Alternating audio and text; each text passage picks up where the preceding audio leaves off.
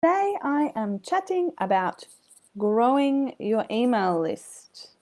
Yeah, nah. The thing is, there is just so much noise in the online space about you've got a great email list. I'm not against that. I love having an email list, but I think that there's just a skewed amount of emphasis on it. And there are so many various ways to deal with it, your list.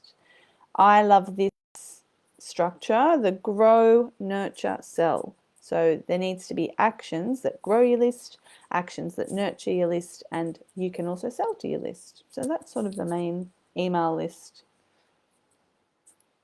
Nail it down to 3. Thanks to Elizabeth Goddard for that. The thing is, I have done it. I've done a lot of list building using freebies, and there were times when that really worked for me, I thought. But what I did notice over time was that I seemed to have a list of people who weren't really buying. And then I bumped into Danny Gardner's information about it, and it was a bit shocking to me because she was talking about having no lead magnet, and I was just like, what? First I got really defensive, and then I tried to make sense of it. She was using her list just using a newsletter sign up page on her website. She would occasionally mention it, like you can join my email list. So she was promoting it as an offer on its in itself, of and in itself. However, she wasn't giving you something like this sort of tainted exchange that it can feel like sometimes with promoting your newsletter list or your freebie. It's like, well, I want to just give you this cool thing, but I'm asking you for your email address, and it starts feeling a bit funny. More recently, Danny Gardner has shifted to no newsletter sign up page. She just sells courses. That's the only way you can join her list, is if you sign up for a course, which I love. I mean, I love her courses. I think they're great. I recommend them. But I do think this is a pretty radical approach. If you're still deep in freebie mode, then this is probably going to be too shocking for you, and you probably don't want to dive into that. So, well, however you do it, the way I see it, there's paid offers or there's free offers. That's essentially the two ways you can grow your email list. And you don't have to do one or the other. You can definitely do a bit of both. Paid offers are just, they're things that you were going to do as your freebie anyway, except you just decide to put a price tag on it. It doesn't have to be a huge ordeal. Like Elizabeth Goddard's got this great approach where she just does a $9 course. So, and she has a course, it might be $9, it might be $49, I can't remember, on how to create a $9 course to use it as a list builder alternative. So I would say, I've got one of those. I plan on having another one of those in the future. The thing with having it paid is that people who pay are a little bit more invested in their solution.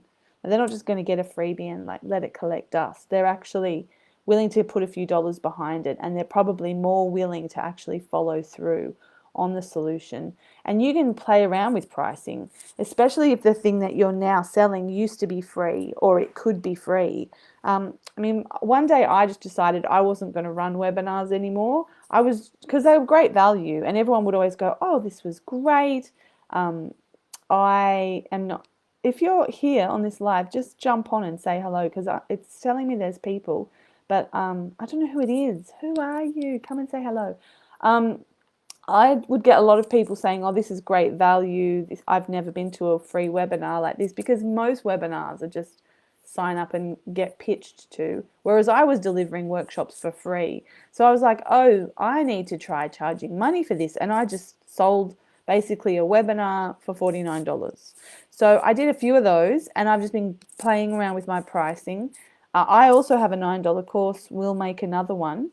But you can try all different prices: $1, $4, $9, $12, $29, $44, $50, $55, $75, $99. Just try all different kinds of things. Hey, Em, and just see what works with your audience, because my current sweet spot is 77. But that is not just a webinar. That is like 4 weeks. It's a proper course. Yeah, you just have to play around and experiment. If you are currently trying to build a list or do some list building activities, I'd love to hear in the comments, like, what are you doing? Do you have free things, paid things? What's working for you right now? The other option, so paid offers, it can be. I mean, I know Danny Gardner, she doesn't have cheap courses. They're like a couple of $100 Australian. So you're going to find the right amount of money to charge for these things for you. And you might have a few different places. I mean, I loved something I learned from Tad Hargraves the other day, which was about reducing the risk of working with you.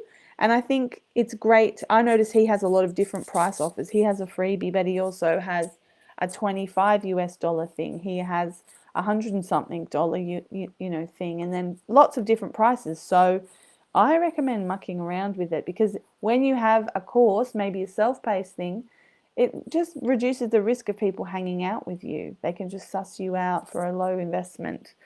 Yeah, so on to free offers. My mentor, George Cowell, he loves the free to attend webinar, but you pay for the recording. It's a webinar strategy. I haven't tried that yet. I'm pretty keen to have a go at that soon. I lately have been using this strategy, which I call the free information session, and it's literally just a way of me bundling up a heap of freebie chats into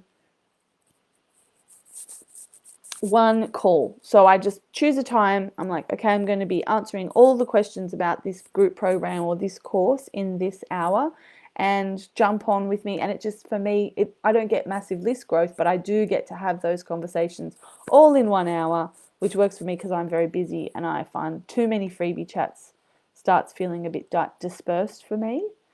But there's, of course, a lot of other things that you can share as a freebie. I mean, you just Google, what do I use for a lead magnet? Ebook, a guide, a 7-day challenge, 5-day challenge, a 21-day boot camp, a video course, a first chapter of your book. Like, there's kind of no end to all the different things that you can do in a freebie, where you just create the thing and you deliver it to people through the email sign up process. I'm not 100% against freebies, but I just didn't find that when I was using that strategy, it grew an audience of customers. You just need to try for yourself the free and the paid options. I guess the thing is, no matter what you choose, you need to make time to promote the offer.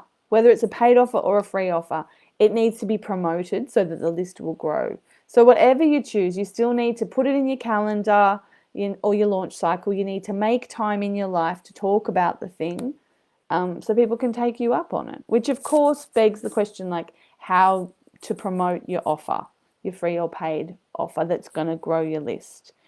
My methods are low-cost ads.